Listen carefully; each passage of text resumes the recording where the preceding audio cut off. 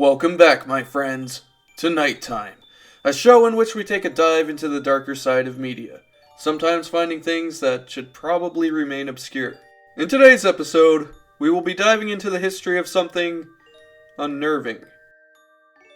So sit back and try to relax as I talk about some creepy Fantoche, the French word for puppets. Now, I think it's pretty safe to say that Jim Henson's Muppets are some of the most influential puppets to ever exist. Henson and company did a fantastic job bringing these characters to life, so much so that we can even see them being interviewed as themselves on talk shows. What the? Ginger, no! They all have their own unique personalities, and we see them as their own beings, not just pieces of fabric stitched together.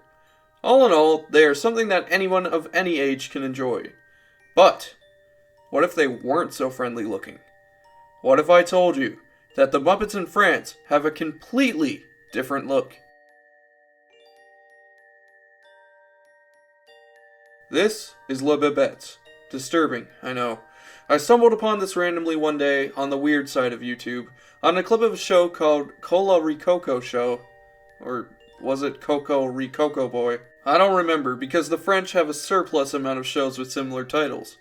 Despite Canada being English and French, I don't really know much about French culture, or the language, so a lot of this is new to me.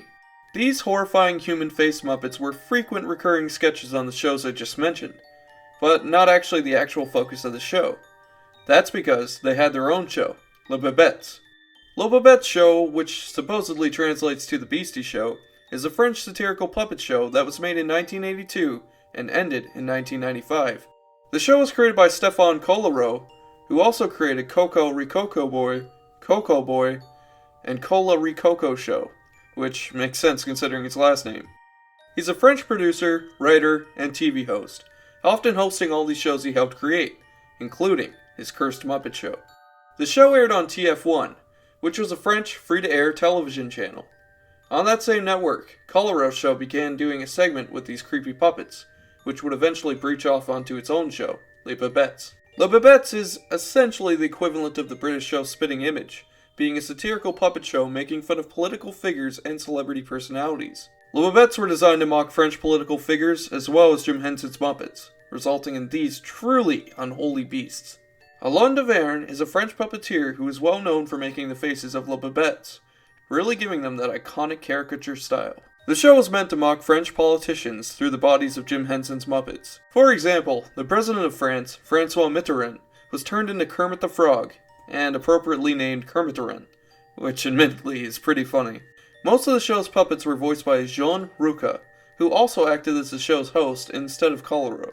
Other examples of characters in the show were Georges Marchais as Marchais le Cochon, a Miss Piggy parody, Raymond Barre as Bar Z, which was Fozzie the Bear, Jacques Chirac as Blackjack, which is Sam the Eagle for some reason, and Valérie Giscard d'Estaing and Gaston Defer as Valley and Gaston, who were meant to be Statler and Waldorf. Eventually, the show would go on to make new puppets and take no inspiration from the Muppet Show, turning characters into animals among other things. Jean-Marie Le Pen as a vampire, Jack Lang as a goat, Edith Cresson as a panther, Jacques Chaban Delmas as a duck, Charles Pasqua as a walrus, André Lejoigny as a dim-witted dog, Michel Rocard as a crow, Laurent Fabius as a squirrel, Edouard Ball-Edeur as a pelican, and Arlette Leguier as a weasel. However, after Gaston Defer died, Valérie Giscard d'Estaing had the only human puppet left on the show.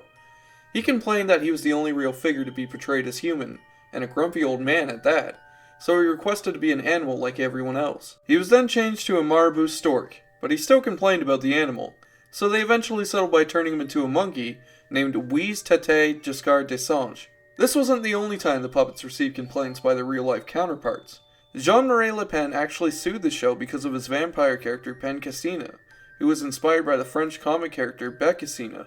Pencasina wore a traditional girl's costume from the cultural region in France called Bretagne, where Jean-Marie was from, and he didn't really like that his character wore women's clothes. Edith Cresson also complained that her panther character was too airheaded, and hated how she was always submissive to Kermit Rant's sexual advances. However, the show wouldn't last for much longer, and that actually wasn't because of the negative reception by some politicians. In fact, the show was so successful that it inspired the creation of another show called... I'm not even going to attempt that name, but in English it's called The News Puppets, which was a satirical puppet news show that covered current events in a comical way. It wound up becoming more popular because of their coverage on the Gulf War. This show had a much bigger impact on French culture and cast Le Bebetz into the abyss. Jean Ruca ended up leaving the show after the steady decline in viewership. Colero tried to revamp the puppets of the show to make up for it, but this attempt was unsuccessful. Le Bebetz show was cancelled in 1995. The show that was inspired by Le Bebetz, The News Puppets, was criticized for being leftist and populist, and for presenting a cynical and oversimplified version of reality and politics. The show's authors have admitted to having some left-leaning beliefs, which left some people to accuse the show of being anti-American. This eventually led to the main 4 writers of the show leaving, which then led to the channel forcing the show to be aired on a non-free time slot. These changes, along with some creative differences, led to the show's cancellation, with the final episode airing on June 22nd, 2018. Now, these puppets are certainly something. They're taken straight from the Uncanny Valley. But this show is not meant for kids. It's a political satire that no kid would really want to, nor should, sit through.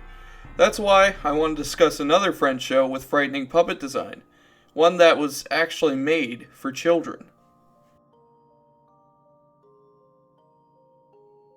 Telusha is a French-Belgian TV series created by Roland Topor and Henri Honu. The show ran for 234 episodes, with each episode being about 5 minutes long. In Belgium, the series began broadcast on September 19, 1983, on the Lollipop program on RTBF. In France, the series began broadcast on October 3, 1983, on the program Récré A2 on Antenne 2. So what was the show? It certainly featured disturbing imagery on par with Le Bebetz, but this time it had a more kid-friendly environment associated with it. Telusha was a news satire, much like the News Puppets, except it revolved around discussing objects. Each episode would follow a simple structure within its 5 minutes, after a very catchy intro.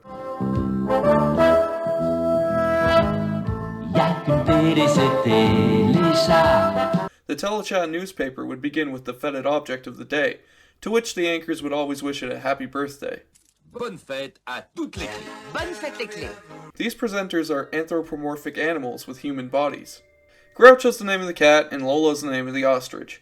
They talk about various things, usually revolving around different items, until we get to the advertising pages of the newspaper. This section occurs randomly, sometimes happening, sometimes not, and usually switching between Pub the monkey and Leguman.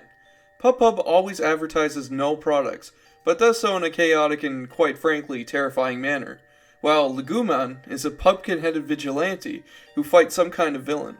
And I'm not kidding, he really beats the crap out of these guys. Leguman,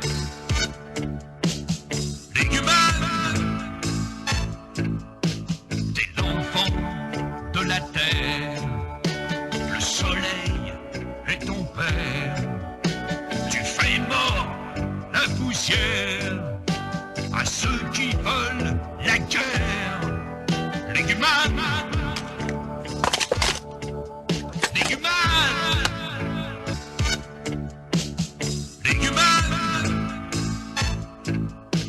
t'es l'enfant de la terre, le soleil est ton père, tu fais mort la poussière à ceux qui veulent la guerre. Leguman,